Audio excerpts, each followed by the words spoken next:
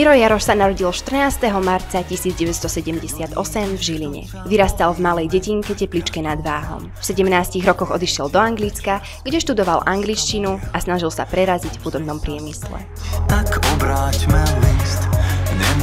Po návrate na Slovensko založil hudobný projekt On the Way, neskôr chlapčenskú kapelu Race.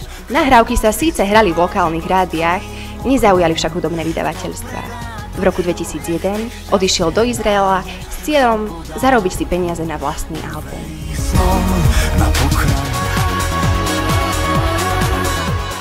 V roku 2004 opustil Izrael kvôli účasti v najväčšej hudobnej show, aká dovtedy na Slovensku nemala období.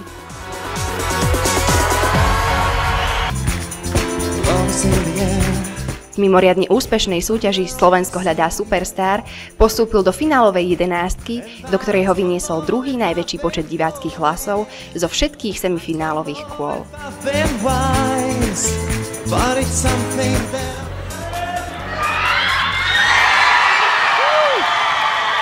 V náročnej konkurencii mu napokon patrilo 6. miesto. V roku 2005 mu vyšiel debutový album Exoterika, ktorý získal platinovú platňu za predaj viac ako 10 000 hudobných nosičov. Z lásky vie vyliečiť, všetko povie bez rečí. Stetovaním na pleci, mužom kradne spánok. Uklonená nad ohňom, umýva sa nahá v ňom. Nevieš, či veriť snom, či je noc, či ráno. Tlakovanie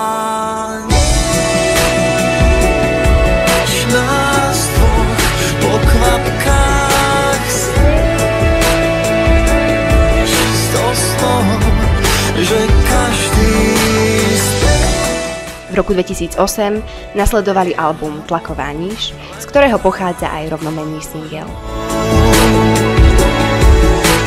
Kto ti dá silu, keď na cestách padáš? Kto v noci stráži pod tvojím oknom? Kto predá dušu, nech ty šťastie nájdeš? V roku 2010 vydal album Tráva musí rásť, ktorý obsahuje single, ktoré sa zaradili medzi najhranejšie slovenské piesne. Tento rok vyšiel aj jeho štvrtý album Všetko najlepšie, na ktorom nájdu poslucháči najväčšie a najhranejšie hity, ktoré Miro za svoju 7-ročnú kariéru nahral. Kým neskončí na okraji síl. V súčasnosti sa venuje aj hudobnej produkcii. Pre speváčku Dominiku Mirgovú vyprodukoval a napísal obrovský hit Nová a znova budem tu stáť. Nová, ako aj súčasný single Labuť.